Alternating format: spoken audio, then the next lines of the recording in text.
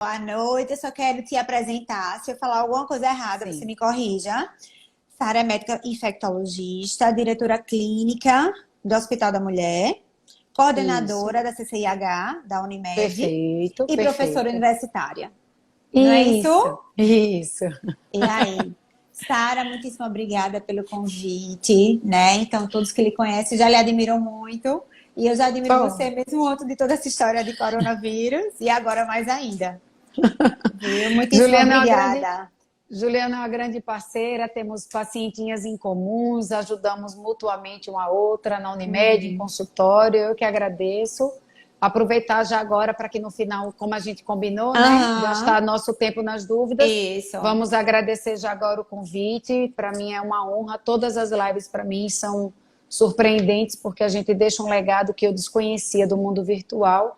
Então eu que agradeço em nome da clínica, em seu nome e vamos embora. Vamos embora, Sara.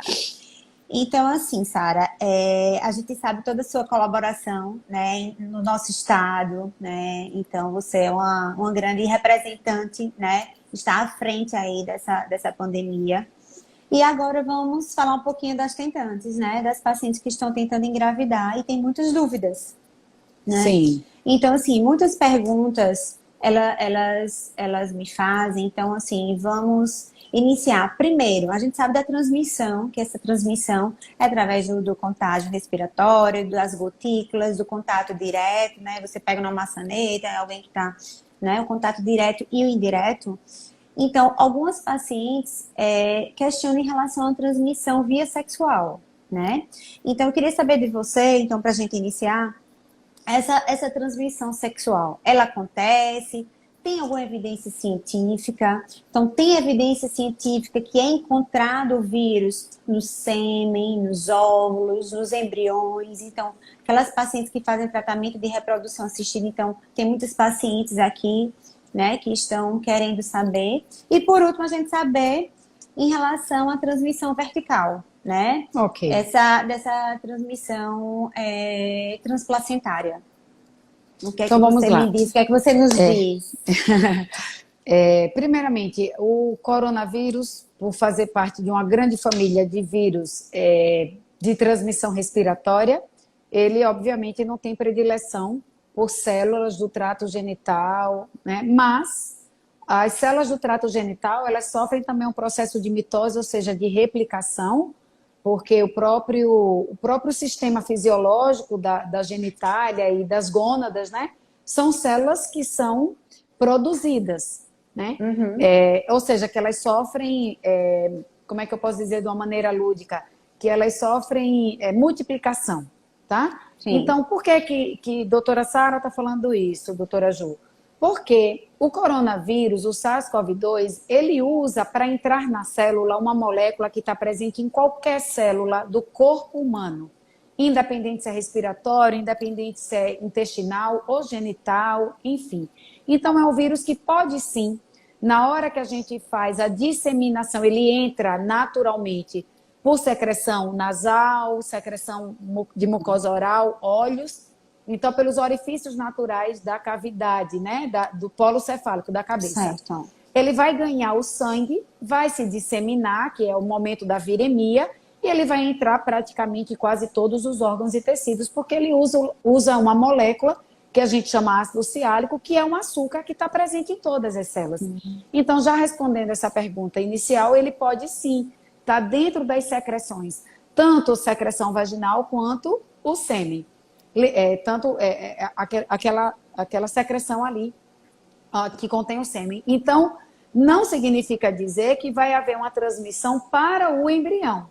Mas, do Entendi. ponto de vista lógico, do ponto de vista de patogenia, o SARS-CoV-2 ele pode sim, como outros vírus, como o dengue, como o Zika, ser transmitido durante um ato sexual. Por duas formas. O contato pele a pele, que aí não é o Uhum, público, né, das tentantes, porque é uma tentativa de uhum, fertilização in vitro, mas no ato uhum. sexual de um companheiro ou de uma companheira ter a Covid-19, você pode pegar pelo contato pele a pele, que é o contato direto. E também, na hora da secreção, ter contato com uma cavidade vagina, o pênis, você pode transmitir. Então, tanto o homem pode pegar da mulher, quanto a mulher pegar do homem.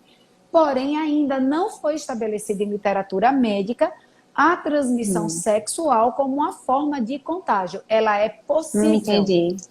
Mas ainda não tem relato Então, na ainda não literatura. tem certeza absoluta, então não tem uma evidência Por quê? Porque científica.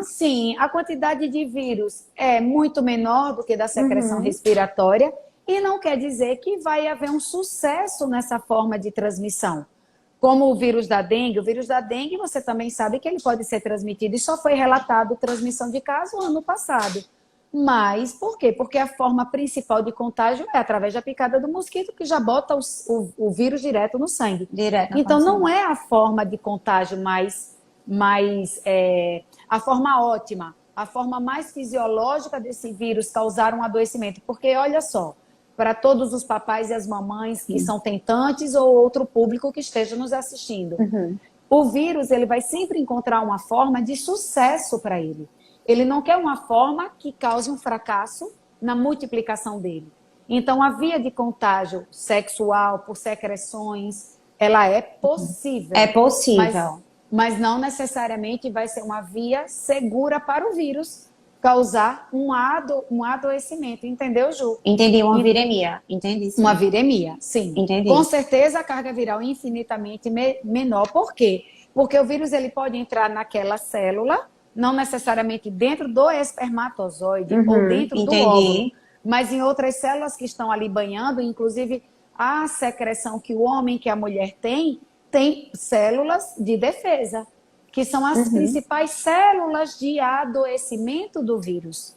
Tá? Então, para o papai e para a mamãe ficar mais tranquilo, não vai ser uma entrada do vírus no óvulo através do espermatozoide, nem pela via natural, quando o casal está tentando, ou a tentante pela fertilização in vitro. E um outro dado, respondendo à segunda pergunta, não existe trabalho na literatura médica publicada de transmissão transplacentária. Existe sim, recém-nascidos, nascidos de mães com Covid, caso grave, caso leve, caso moderado, em que o bebê nasce isento da doença. E que ao fazer SWAB, você pode até ter a positividade, mas não quer dizer que aquele bebê está doente. Ele está sendo um portador, ele está carregando o vírus pelo contato da pele com a mãe depois do nascimento. Entendi. Então, essa seria um caso de contaminação e não infecção transplacentária. Isso, né? Então, perfeito. após o parto, bebê ele se contaminou, ou na via de parto, Isso, ou no contato perfeito. pela pele. Como pode acontecer conosco. A gente pode, por não usar máscara, por tocar numa maçaneta, por estar próximo de alguém, e eu não falo só profissional de saúde, mas qualquer pessoa que está ali na fila de banco, pegar o coronavírus, não ter o adoecimento, não ficar doente e, inclusive, transmitir para outras pessoas, que é a grande preocupação de manter as pessoas isoladas em casa. Eu não sei quem tem sintoma, quem não tem, mas sei que todos podem transmitir. Tá? Inclusive os assintomáticos. Tem a possibilidade sim de pessoas assintomáticas transmitirem. É uma incógnita ainda para a comunidade científica quanto elas transmitem, qual a carga viral de uma pessoa que não tem sintomas, mas que o estado de assintomático, mas que carrega o vírus, ou seja, um contaminado com o vírus, mas não é doente por Covid, transmitir, que pode ser inclusive o caso de um recém-nascido. Entendi. Que, na verdade, seria diferente em relação à infecção pelo Zika vírus, né? Perfeito. Então, a gente sabe que o Zika vírus, ele leva a alterações, a malformações, né? Então, isso já é identificado. Ainda a gente não sabe os casos realmente, a gente não tem nenhuma evidência científica que, com certeza, a gente afaste uma transmissão transplacentária, não é isso, Sara? Isso. Os bebês do primeiro trimestre, as mães que tiveram os bebês, né, as mães contaminadas, né, que estavam grávidas nesse primeiro trimestre, elas ainda não nasceram, né? Esses bebês não nasceram. Então, ainda a gente precisa estudar, então precisa de mais estudos, né, para realmente a gente ter a segurança de dizer, não tem a transmissão vertical. Até agora, o que a gente sabe é que não tem, não é isso? Não tem, sim. E acho muito improvável. Não é um vírus que causa doença crônica. É um vírus que causa uma doença aguda e quem tem consequências, sequelas pulmonares, é decorrente do acometimento do sistema imune. O vírus ele não causa uma viremia, isso já tá posto na literatura, ele não causa uma viremia duradoura, como o vírus da hepatite, como o vírus da Zika. O vírus Zika ele fica 188 dias no sêmen do homem. No sêmen, pois é. E a predileção do Zika vírus é por célula placentária e por células de replicação do tubo neural. Então, é sim um vírus de potencial causador de doença em feto. Já o vírus, coronavírus, o SARS-CoV-2, não. E assim, a mim, Ju, vai assustar muito que um vírus que causa doença respiratória, ainda que uma porção seja uma doença grave, cause doença transplacentária. Como medicina é igual ao amor, não tem regra. Não tem. Né? Não Nem tem nunca, sempre. nem sempre. Isso. Posso me surpreender. Mas assim como influenza, como sincicial respiratório, diferente de sarampo. Por quê? Porque a gente precisa ótima entender... notícia, fiquei feliz agora.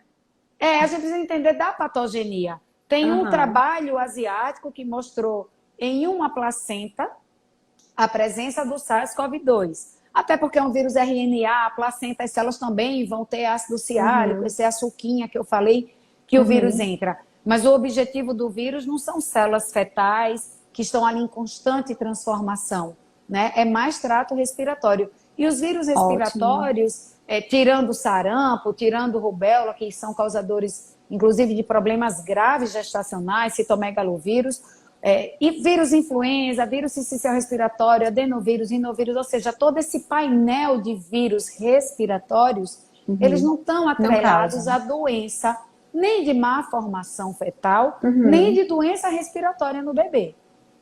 Que coisa boa. Amei a notícia. E eu acho que as tentantes também, né? Eu acho que você conseguiu aí acalmar. Muitas desejo que eu tenha acalmar. Gestantes também. Sara, então assim, no início da pandemia, as gestantes elas não eram inclusas no grupo de risco, né? No início agora de abril, o Ministério da Saúde terminou incluindo essas mulheres como grupo de risco. Né? Então, realmente, essas gestantes têm um risco maior, né, em relação ao coronavírus. O que é que você fala em relação a isso? As tentantes, elas devem parar de tentar engravidar em casa nesse momento que a gente não pode fazer tratamento? O que é que você me diz em relação a isso? Muito semelhante à influenza, também não é nenhuma surpresa que as gestantes entrem no grupo de risco, porque, como eu já citei, o coronavírus causa uma doença semelhante ao que o vírus influenza causa.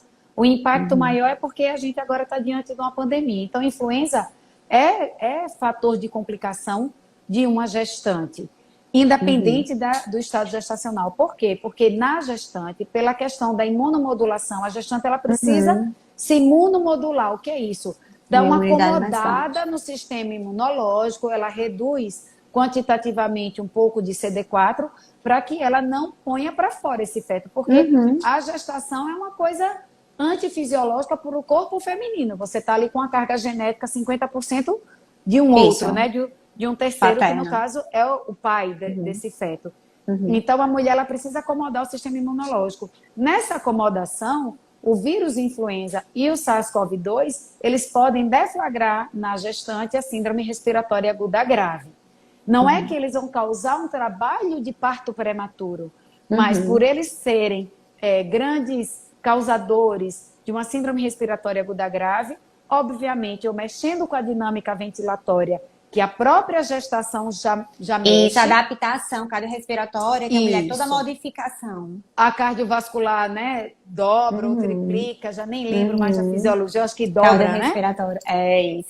O volume sanguíneo dobra, quadruplica, você me corrija. Também, pelo menos isso. E então, aí, tem toda a adaptação, né, cardiorrespiratória. Você vai ter uma doença que vai complicar seu sistema respiratório, vai aumentar a demanda de O2, então a mulher que já trabalha com a volemia aí, nem lembro mais de quantos, se é duplicado, triplicado, quadruplicado, mas enfim, bem maior. Me corrijam, eu paguei obstetrícia em 98, 99, me ajudem. Então, ou seja, você vai mexer com a hemodinâmica de uma gestante que, quanto mais próximo do termo, você já tem uma hemodinâmica modificada.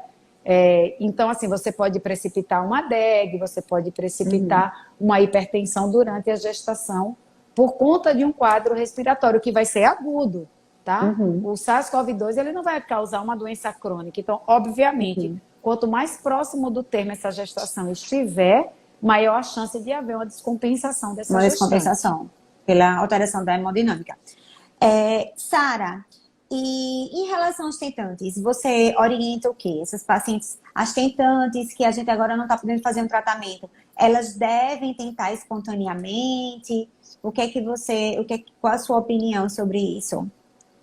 Bom, as tentantes, o que eu gostaria de aproveitar a nossa live, Ju, é que a recomendação não é porque causa malformação embrionária, fetal, uma complicação, exceto se a mulher adoecer de Covid e ela venha ter a síndrome respiratória aguda grave. Mas falando propriamente da fertilização, da tentativa do implante desse embrião, ele não vai ser um embrião adoecido por Covid. Então, eu gostaria de tirar esse peso, essa angústia, essa dúvida, que eu acho que muitas tentantes estão assistindo a live para ouvir isso, inclusive, né? assim, é uma recomendação, né, tanto da sociedade, das diretrizes internacionais quanto nacionais. Então, junto da Anvisa, agora dia 20 de abril, a Anvisa e a Sociedade Científica de Medicina Reprodutiva, que é a Sociedade Brasileira de Reprodução Humana, e a Sociedade de Reprodução Assistida, fizeram algumas recomendações, né?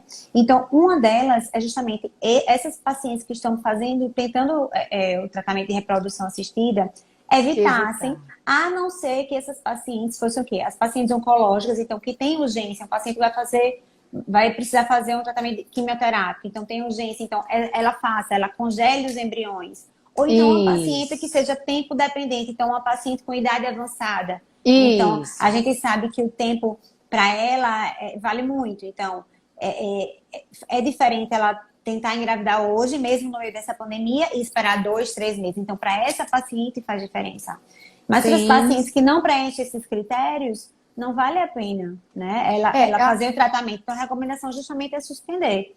E as transferências embrionárias também, né? As transferências de jeito nenhum. Então, nem a sociedade americana, nem a sociedade europeia estão indicando fazer transferência. Porque se você já sabe que tem um embrião ali congelado, não tem a necessidade de você transferir agora. Você pode esperar, né? Até porque a gente sabe, né, Sara? Então, engravidar tem as intercorrências que podem acontecer durante a gestação, né? Então, tem os riscos de aborto, querendo ou não. Ela vai precisar do serviço de saúde, né? Para fazer exames, né? Então, ela precisa fazer exames, então precisa do consultório, então vai se expor mais. Então, o máximo que ela puder se resguardar, melhor. É justamente por isso, Ju, perfeito a sua fala. É uma questão de bom senso mundial. Exatamente. Como é que eu vou gestacionar? Que deveria ser uma coisa planejada, né? O implante é planejado, é desejado. Isso.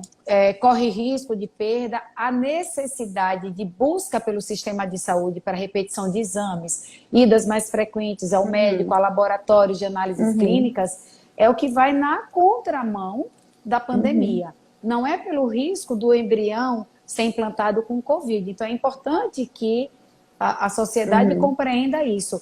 E também tem outro motivo.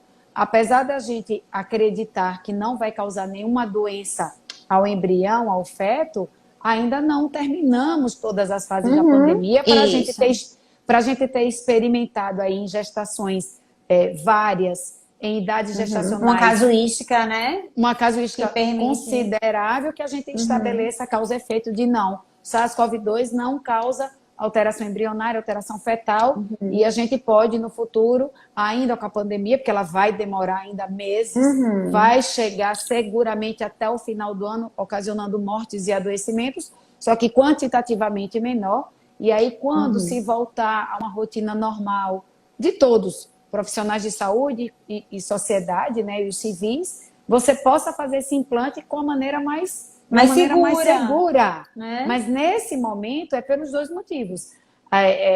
Ainda a inexistência de comprovar que esse vírus científicas, né, não causa alterações embrionárias. E o outro motivo que para mim é muito mais importante, como eu vou assegurar uma reprodução assistida se o mundo inteiro está parando para atender uma pandemia. Né? Tá Então, voltado assim, mais para é isso, esperar, né? é ter bom senso, é ter tranquilidade, Então, calma. as pacientes que têm embriões congelados, um pouquinho de paciência nessa área. Isso. Que em Eu acho que breve... conversar com o médico, esse momento, Juliana, eu acho que para quem é mãe, entende a mulher que deseja ser mãe. E você citou aí alguns critérios, né? Existem condições clínicas, como pacientes oncológicas, mulheres numa idade já avançada. A angústia de ver a sua vida, que estava sendo planejada, ser interrompida. Parada. Então, acolher essa mulher, acolher esse pai, esse futuro pai, esse marido, esse casal, eu acho que no momento o mundo todo precisa de acolhimento, né? De acolhimento. E explicar que isso vai passar. Isso vai passar, a vida vai voltar ao normal. Como você falou, são 2 meses ou 3 meses para a gente passar pelo pico e depois vai voltar à normalidade. Então, é esperar um pouco. Ou, Sara, em relação aos testes, né? Então, as pacientes que, por exemplo, essas pacientes oncológicas e essas pacientes de idade avançada, que a gente, digamos, está autorizada, né? A gente está tendo essa recomendação, orientação de começar os tratamentos, e digamos que daqui a um tempo, 1 mês e meio, 2 meses, então, passe esse pico e a gente comece a fazer aos poucos o tratamento com toda a segurança possível. Quais são os testes que a gente precisa fazer, se precisa fazer, o que é que seria necessário, né, para a gente garantir a segurança de tanto a equipe dos profissionais de saúde, quanto da paciente, do esposo, né, em ser submetido a esse tratamento. Uma pergunta muito pertinente, Juliana, e muito inteligente, porque eu acho que a grande angústia de um atentante e a expectativa que se cria e depois, quando passar, será que vai ser seguro? Então, meio que completando o que a gente discutia antes, se SARS-CoV-2 não ocasionar nenhuma doença transplacentária de acometimento embrionário e fetal, o teste para SARS-CoV-2 sorológico, ele nem vai entrar no painel de exames da obstetrícia. Como a gente não fica a Anvisa testando influenza. É isso. Então, a Anvisa, ela orienta, na verdade, obriga, né, as pacientes que vão fazer tratamento de reprodução assistida a colherem Zika vírus antes do tratamento, né? Porque sabe de todo... Mas, talvez, então, nesse período que a gente ainda esteja de pandemia, que a gente precise fazer, talvez precise, não é isso, Sara? Ou você acha que não só tiver sintomas respiratórios? Não. Se tiver sintomas respiratórios, para você não fazer o implante, ou para você não... Porque, assim, até o congelamento para um atentante, o óvulo até agora não tem indício de que ele vai estar infestado, infectado com para o congelamento, isso não seria, digamos, um impedimento, um critério né? de exclusão. Um critério de exclusão. Não. Seria mais para a transferência, né? Para a transferência, para não correr o risco de usar um sistema de saúde congestionado, a dificuldade de fazer os exames, como a gente já falou. E eu acredito que o SARS-CoV-2 só vai entrar na rotina obstétrica de uma mulher que engravidou via natural ou de um atentante, né, uma fertilização, se for comprovado o efeito patogênico do vírus transplacentariamente. Senão, a vida vai seguir. Se ela ficar com sintomas respiratórios, ela vai passar por um atendimento, como hoje já passa uma mulher que já está gestacionando. Tem sintoma respiratório, vai ser analisada. Falando de um implante daqui a 2, 3 meses. Não vai ser feita uma triagem caso não haja comprovação científica de que aquilo ocasiona risco para a gestação. Ah, mas aí, doutora Juliana, se eu adoecer depois do implante? Avaliação clínica, né? Como qualquer gestante está passando por avaliação. Até me perguntaram assim, Sara, caso eu tenha, né, eu me infecte, quanto tempo depois é que eu vou poder fazer o tratamento? Então, já que é uma doença aguda, não precisaria. Ótima pergunta. Se puder. Eu preciso fazer sorologia. Se puder, né, ter uma doença branda, leve, que seja a hora, né? Para não passar pela Covid no momento do implante. Porque 81% vai ter forma leve. Então, o medo dos profissionais de saúde não é do adoecimento da Covid, é acumular uma quantidade de pessoas graves e a gente não ter aonde internar essas pessoas. Então, para quem vai implantar, se eu tiver Covid, quanto tempo eu posso? Primeiro, analisar como foi tua doença, ou como está sendo a sua doença, caso você seja um atentante agora e esteja adoecida. 81% das vezes, 81% das pessoas terão a forma leve. Então, quando que eu vou poder fazer o implante? Quando que eu posso tentar, via natural, essa gestação? Saindo dos seus sintomas. O Brasil, ele libera, a gente lauda como cura, na maior parte das vezes, a cura clínica. O que seria essa cura clínica, Ju? É um paciente que melhora clinicamente. A gente não está dando conta de fazer exame de SWAB para pesquisa do vírus por PCR para paciente e dizer, você está de cura clínica laboratorial. Por quê? Porque você precisa fazer pelo menos 2 testes. Esses 2 testes precisam ter uma diferença de 24 horas. A gente está tentando dar diagnóstico. Quanto mais liberar, imagine repetir, teve cura. Né? Então, respondendo a pergunta com mais objetividade, melhorando dos sintomas e principalmente se você não teve a forma grave no pulmão, você está liberada. Tá? Porque é uma doença aguda, né? Como você tem uma comentado. doença aguda, 81% das vezes autolimitada. Então, oligossintomática, exatamente. Então, não precisa fazer sorologia. Então, eu vou colher IgM, IgG e só quando tiver apenas IgG apenas que eu para libere, sanar. Não. Apenas para sanar a ansiedade pessoal ou às vezes até a angústia do profissional que pode estar aí recebendo no consultório ou numa unidade básica de saúde uma gestante. Acabou de ficar gestante e aí não sabe, a gente ainda não tem todas as evidências científicas para dizer, a prova cabal de que não causa nada, né? Nesse feto, nesse embrião. Fazer a sorologia vai nos dizer o quê, Ju? Que a pessoa já teve contato. Já teve. Seu sistema imunológico. Você está imune. Se eu fizer hoje um exame na gestante e ela venha só IgM, não significa que ela está doente. A gente vai perguntar se essa gestante está com sintomas. Não, nem tive sintoma. Então, você teve contato com o vírus, não adoeceu, é aquela pessoa infestada, é aquela pessoa contaminada que já foi contaminada. Não está infestada, infectando. Não está nem infectando. soube que teve contato com o vírus. Por exemplo, a gente dosa sorologicamente herpes. 95% da população, dependendo da região, tem sorologia para herpes. A pessoa nunca manifestou nenhuma vesícula. É a mesma coisa com Covid.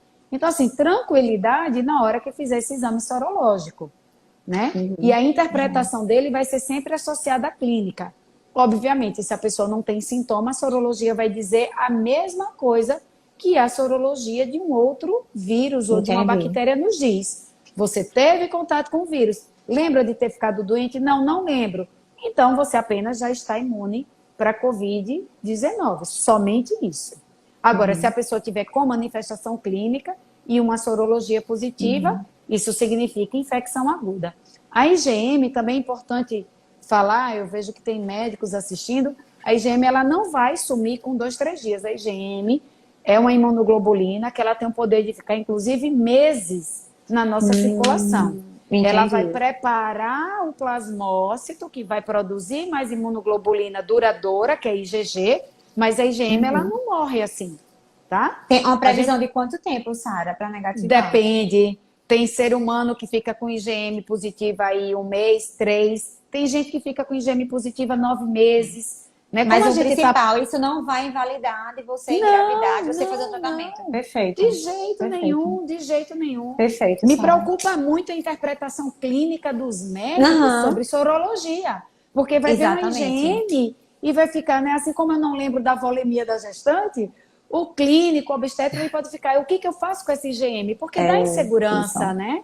De achar ou até dar um diagnóstico equivocado. Que a gente equivocado. aprende, IgM é infecção ativa. E aí, o que é que eu faço? Isso.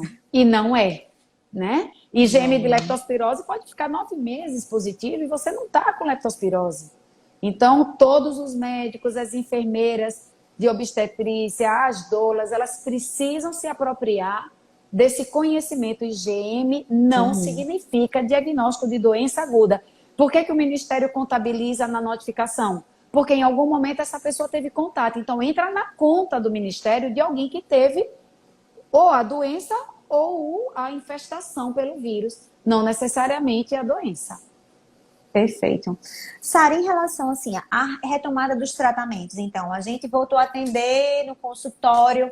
Quais são as medidas, os cuidados que a gente precisa, né? Então, a gente vê cada consultório é diferente. Tem gente usando face shield para atender. Então, tem muitos médicos atendendo e eu acho assim, é importante a gente falar também para os pacientes, né? Que a gente está aos poucos retornando ao consultório, então os atendimentos são mais lentos, mais espaçados. A telemedicina veio muito para ajudar, então, assim, fazendo muitas consultas online, mas os atendimentos presenciais são importantes também.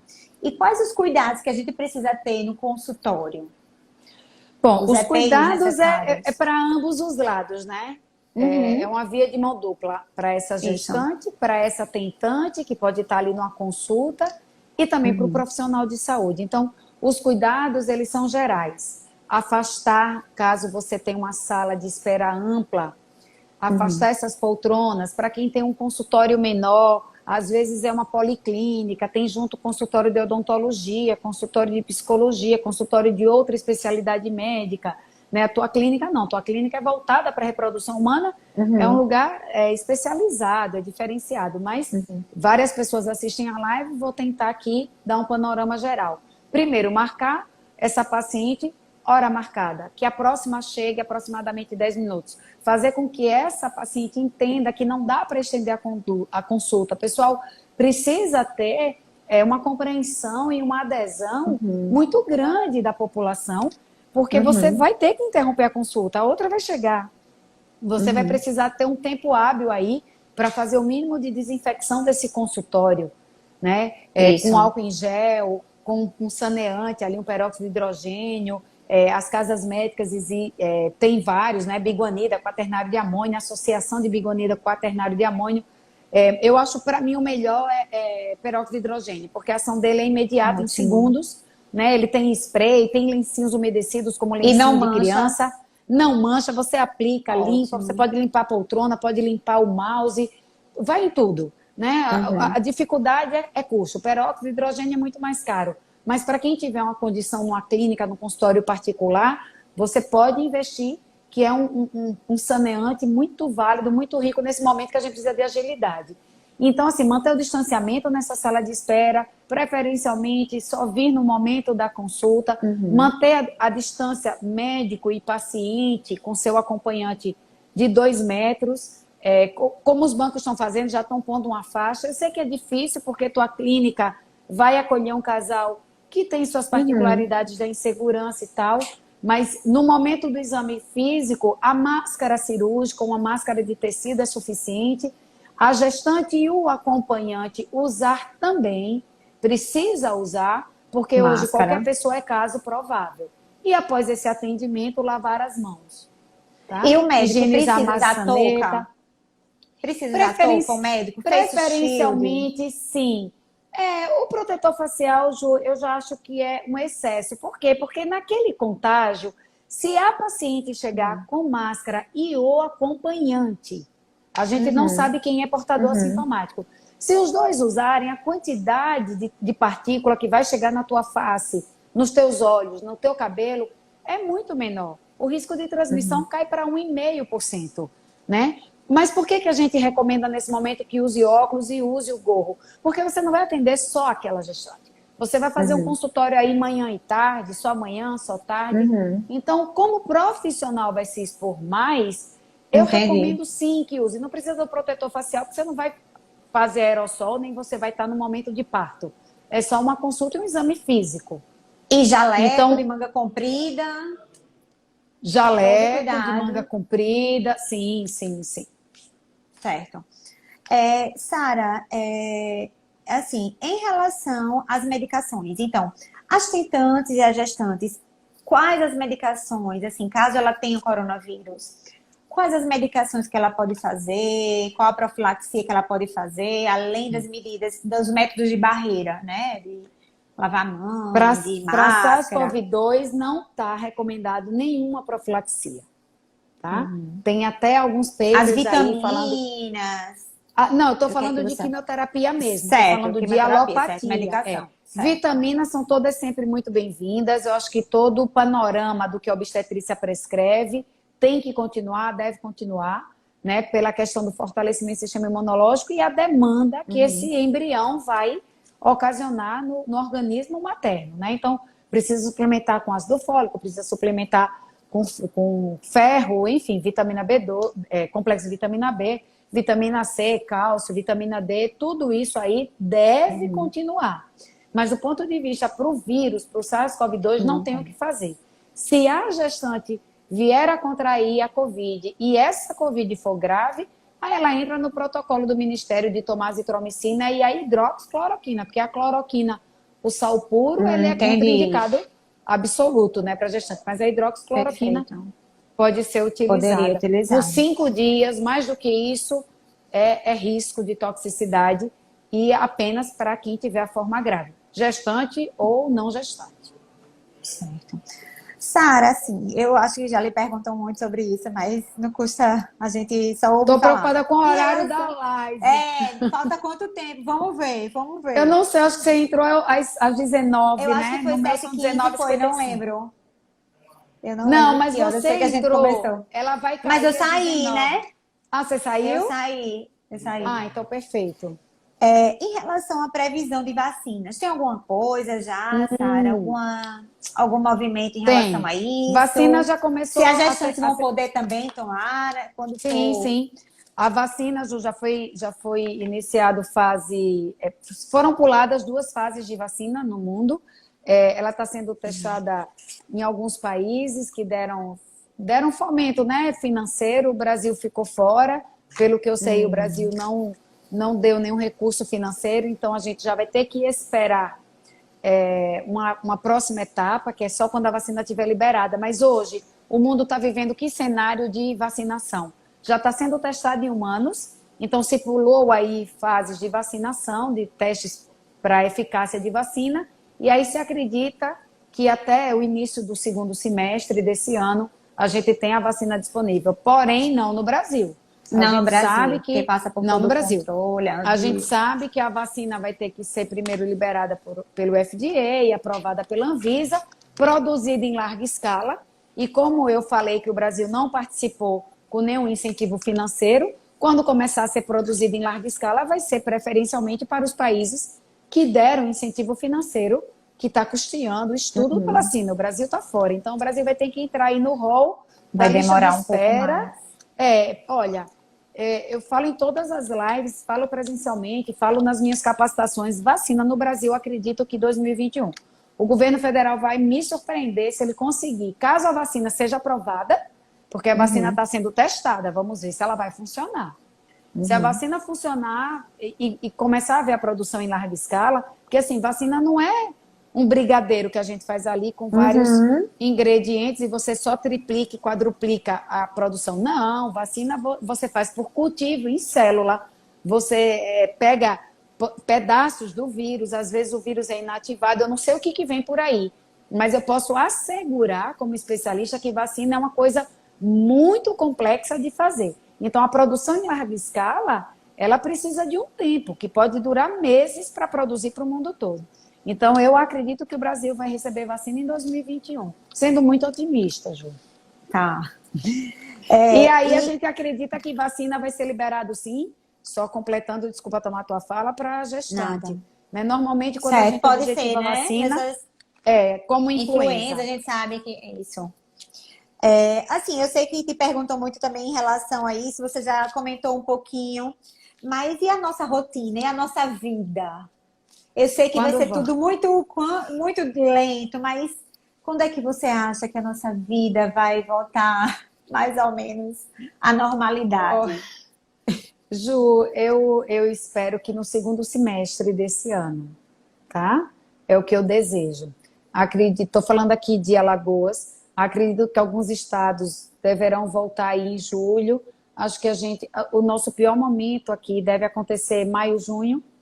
E aí, em julho, a gente pode voltar. O Brasil é muito extenso, termina que os picos são diferentes, né, entre os estados. Totalmente diferentes. Os focos de epidemia acontecem em momentos diferentes, a população não entende isso. Então, a população em Alagoas acha que Alagoas, imagina, a gente não vai ser como os Estados Unidos nunca. Então, a gente está ganhando tempo aí para montar equipamentos em hospitais, crescer em leitos, né, na rede pública e privada, para ver se a gente consegue passar aí sem sufoco. Pernambuco está um caos, né? E aqui aumentou muito já nessa área também. Começou a Aumentou aumentar, muito. né? Hoje foi isso. Fechamos em 957 ou 937 casos, se eu não me engano, 180 casos em 24 horas, né? Então, a gente se preocupa. A previsão aí é que a gente fique mais pelo menos uns 2 meses com um adoecimento populacional crescente. Deixa eu ver aqui, Sara, algumas perguntas que eu acho que estão faltando quantos minutos? Deve estar faltando uns 15 minutinhos para a gente terminar. Deixa eu ver só se tem alguma pergunta, que algumas perguntas que eu estava aqui, a gente já foi respondendo. Certo. Deixa eu só ver. Deixa eu ver. Eu não consigo ler muito Tá. à medida que eu falo. Mas perguntaram sobre os IDPIs. Exatamente. Se as máscaras de TNT para os profissionais de saúde, se tem alguma utilidade, se tem proteção. Máscara de TNT. Na verdade, a máscara cirúrgica ela já é confeccionada de TNT. Né? A gente pede que a população use máscara de tecido para não faltar esse insumo na área de saúde, porque o profissional de saúde usa e joga fora. Se o profissional de saúde, não é que ele não possa usar uma máscara de tecido, mas ele vai ter que trocar, e aí ele não vai ficar higienizando no ambiente hospitalar, não tem onde pendurar para a máscara secar, nem ele guardar no bolso a máscara contaminada. Então, o consumo de equipamentos... Então, Sara, só te interrompendo um pouquinho. Então, a equivalência de proteção é basicamente a mesma entre a máscara de tecido e a máscara mesma. A máscara cirúrgica, ela não é considerada, inclusive, nem um equipamento de proteção individual, porque ela é um filtro físico, é uma barreira, ela é como uma mão na frente da minha boca. Ela não tem filtro para... Como a N95. Isso, não tem.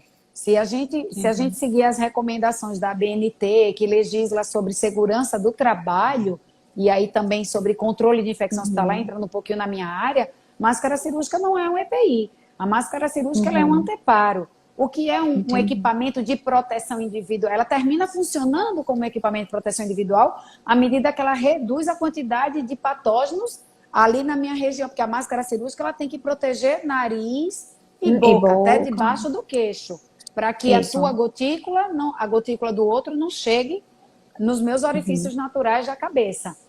Mas ela não tem filtro. Então, ela não retém partícula. Por isso que o profissional tem que trocar. Ela começa a umidificar, o patógeno atravessa. Ela não é 100% impermeável. Entende, Ju? E aí a máscara de tecido faz a mesma coisa. A cada 2 horas. A vida dela pode ir até mais. Só que para quem está atendendo ali sintomático respiratório, o recomendado é que troque a cada 2 horas. Sim. Certo. Aqui perguntaram, mas eu acho até que a gente já comentou, vocês aconselham quem está grávida a fazer o exame de Covid? Os sintomáticos? Eu acho que seria mais para sanar a ansiedade. Eu não recomendaria, não. Assim.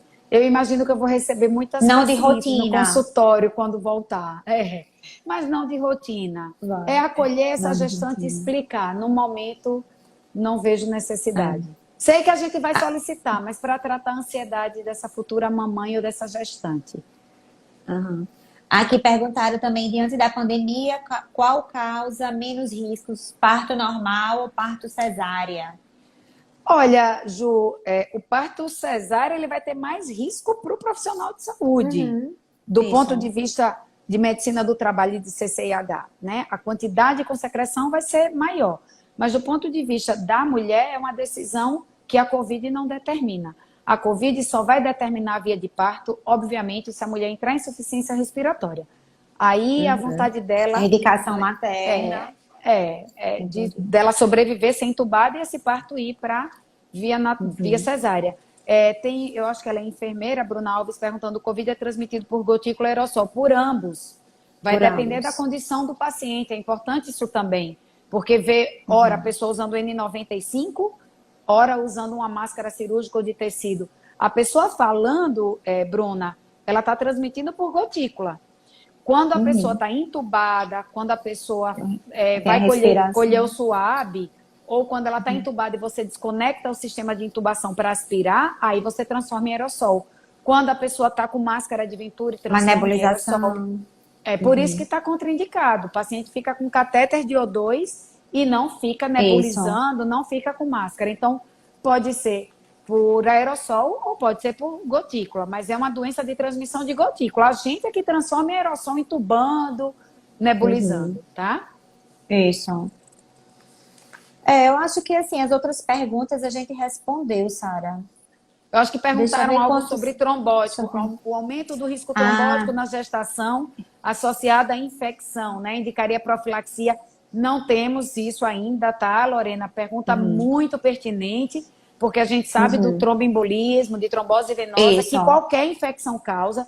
Tá todo mundo aí assustado, dizendo que Covid causa doença hematológica. De forma nenhuma, é uma doença infecciosa, uma doença infectocontagiosa, e que por ser um patógeno, por ser um vírus, tem o potencial de ocasionar trombose. Assim como pode ocasionar miocardite, assim como pode ocasionar hepatite. Então, não é uma doença cardíaca, não é uma doença hepática, não é uma doença hematológica, é uma doença infecciosa que causa uma repercussão em todo o organismo. Não vi ainda nenhuma indicação de fazer profilaxia de trombose numa gestante com Covid, a não ser que ela esteja grave. E aí não é profilaxia, né? É tratamento, faz parte do protocolo do tratamento de Covid grave. Que é já vi até alguns pacientes também questionarem isso. Então, o paciente que tem uma trombofilia, ela precisa, nesse período de pandemia, ou então se ela adquirir o coronavírus, se ela precisa fazer a profilaxia. Aí a abordagem né? é diferente. Aí a abordagem é diferente. Ela já é portadora de uma trombofilia, ela já entra já tem uma grupo... doença de base, né? Isso. Mas uma pessoa que não tenha, porque está com Covid tomar, eu não indicaria, não. Nem tem protocolo indicando. Joia, Sara. Foi muito boa. Eu nem sei quanto tempo falta. Não sei quanto eu acho tempo que faltam aí. 5 minutos, né? Acho que você entrou às 19h10. Muitíssimo obrigada, Sara. Sim, você, como sempre, maravilhosa. Foi bastante esclarecedora. Eu sei que algumas dúvidas vão aparecer, a gente vai respondendo. Assim, eu sei que você é super acessível. Eu tenho amigas que não são médicas, amigas médicas, que dizem que falam com você no Instagram e você sempre responde. Então, assim, você é sempre maravilhosa. A Alagoas tem que muito agradecer a você. Você está à frente aí, à frente dessa pandemia, com todo o amor que você tem, né? Todo o seu profissionalismo. Realmente você está de parabéns e muito obrigada por ter aceitado o meu convite. Né? Ju, para mim é um prazer. Pessoal, a live vai ficar assim, vai ficar salva para todo mundo conhecer um pouquinho aí mais sobre coronavírus na gestação, as tentantes. Viu, Sara? Eu espero ter colaborado, ter tirado a angústia. Eu faço de tudo para fazer a live e peço mais uma vez formalmente desculpa. É amor mesmo que eu tenho pela infectologia. Eu estou aqui no mundo para servir ao próximo, senão minha vida não tem sentido. Me despeço de vocês, até porque eu fico com medo por não ter a segurança de que horas começou. Vou agora mais uma vez gravar vídeos. E é isso, estou à disposição. Quem puder me contactar, minha rede social está aí aberta, pode me mandar direct. Às vezes eu demoro, mas o que eu puder eu respondo a todos. Ju, muito obrigada. Desculpa fazer você esperar. Não, eu estava angustiada de estar na coletiva e não ter dito a você que eu ia para a coletiva, porque a coletiva sempre é rápida. O secretário é muito ágil, mas hoje, infelizmente. Então, um beijo para todas as tentantes. Tudo de bom, serenidade. Boa noite para vocês. Eu acho que agora todo mundo está mais tranquilo, né? Depois dessa live. Assim espero. Beijo grande. Muito obrigada. Deixa um beijo salva, a todos. Eu vou deixar salva. Vou sim. Um beijo. Muito obrigada.